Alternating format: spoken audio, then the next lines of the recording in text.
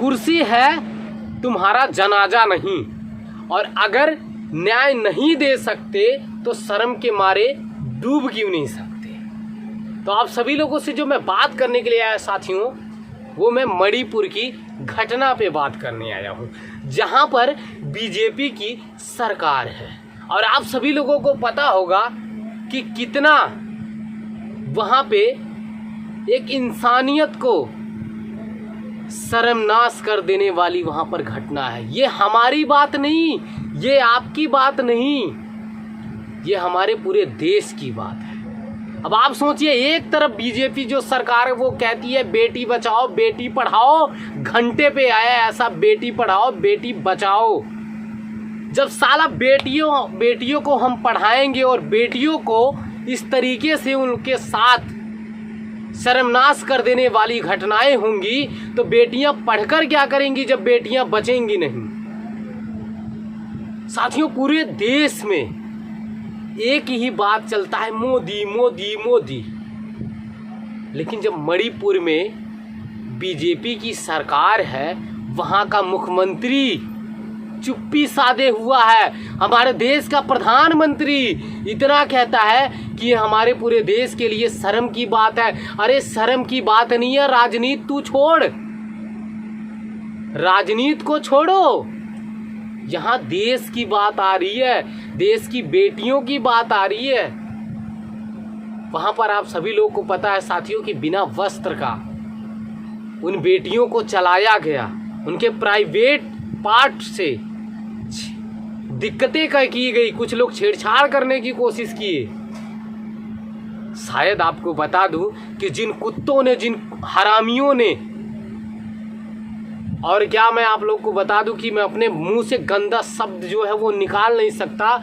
मैं काफ़ी ज़्यादा दुखी हो गया उस वीडियो को देखकर, वो भी इसलिए क्योंकि आपको बता दूं कि जिस तरीके से वहाँ पे वो घटनाएं की गई है ना साथियों, अगर उन कुत्तों की, उन हिजड़ों की औलादों की, जिनकी माँ ने उनको रोड पर पैदा किया होगा, किसी साले गंदे नाले में पैदा किया होगा ना, उन सालों की बहन बेटियों को ऐसे चलाया जाए ना, तब उनके दिल को ठेस पहुंचेगी, तब उनको पता चलेगा कि हाँ, बहन की और माँ की इज्जत क्या होती है। साथियों, मणिपुर काफ़ी ज़्यादा हमारे देश में पूरा चर्चा बना हुआ है, लेकिन इस पे जो हमारे देश के नेता हैं, लगभग 58 दिनों से ये चीज़ें चल रहा है। लेकिन जब ये वीडियो वायरल हुआ साथियों, तब इनको, हमारे देश के नेताओं को पता चला।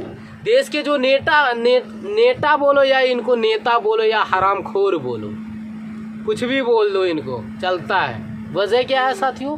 हमारे देश के जो नेता हैं वो निकम्मे हैं, हमारे देश की जो सरकार है वो निकम्मी है। अरे अगर प्रधानमंत्री अगर चाहें, राष्ट्रपति अगर चाहें, तो वहाँ पर राष्ट्रपति शासन भी लग सकता है, जहाँ पर प्रधानमंत्री को उनके अपने मुख्यमंत्री से इस्तीफा मांगना चाहिए, वहाँ पर वो राजनीति कर रहे हैं। अब आप लोग सोचिए,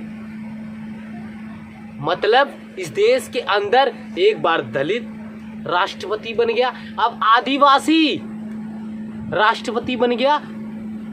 देश के राष्ट्रपति जब दलित बना तो भी नहीं दलितों का भला हुआ, और देश के राष्ट्रपति जब आदिवासी बना तो भी नहीं देश का भला। देश का भला कब होगा साहब?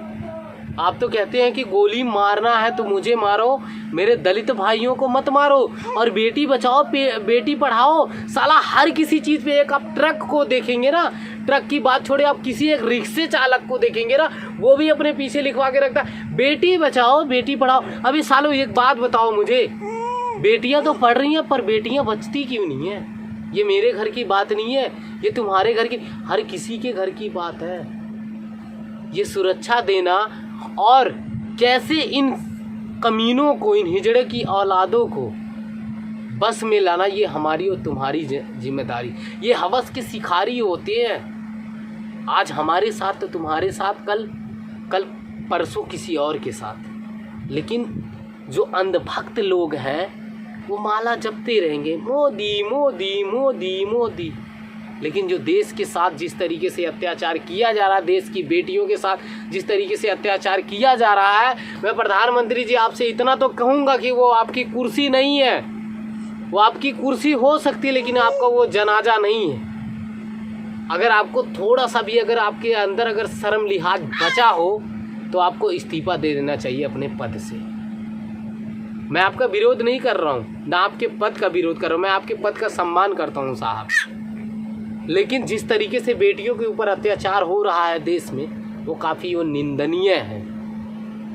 किसी भी समाज का आता हो, चाहे वो साला दलित समाज का आता हो, ब्राह्मण समाज का हो, किसी भी समाज का आता हो साला, अगर वो अपराधी है और बहन बेटियों के और देश की बेटियों के साथ अगर वो अपराध कर रहा है, बदसलूकी कर रहा है, तो सबको कड़ी से कड़ी सज़ा मिलनी चाहिए। मैं दलित समाज का से बिलोंग करता हूँ, इसका ये मतलब नहीं है मेरे समाज का कोई भी आएगा वो बदसलूकी करेगा तो मैं उसका सपोर्ट को नहीं। हम बाबा साहब डॉक्टर भीमराव अम्बेडकर जी के वंशज हैं। हम लोग सही को सही और गलत को गलत हमेशा कहते आए हैं। लेकिन हमारे देश के जो साले वो निकम्मे लोग हैं, जो भड़वे की औलाद हैं, वो आज भी इस तरीके से अन्याय कर रहे हैं बेटियों के साथ, और सरकार अपनी चुप्पी साधी हुई है। साथियों, मुझे बहुत गुस्सा आया इस चीज़ को देखकर, मुझे बहुत हद से ज़्यादा मुझे गुस्सा आई। कहीं ना कहीं हमारे भी घर में बहन बेटियां हैं। आज जो उसका भाई विरोध किया उसको क्या नाम है मौत के घाट उतार दिया गया, उसका बाप विरोध किया उसके बाप को गोली मार दी गई। कल हो सकता है साथियों आपके भी घर में ऐसी घटनाएं हो सकती हैं, हमारे भी घर में हो सकती हैं। हम कब तक इंतज़ार करते रहेंगे कि आज हमारी बहन का नंबर आएगा, कल तुम्हारी बहन का नंबर आएगा, परसों उसकी बहन का नंबर आएगा। ये लड़ाई हमें और आपको मिलकर लड़नी चाहिए। तो ये मैं आप लोगों से बात करने के लिए आया था। अगर आप मेरे चैनल पे नए हैं तो आप मेरे चैनल को जरूर सब्सक्राइब करें, लाइक करें, कमेंट करना ना भूलें।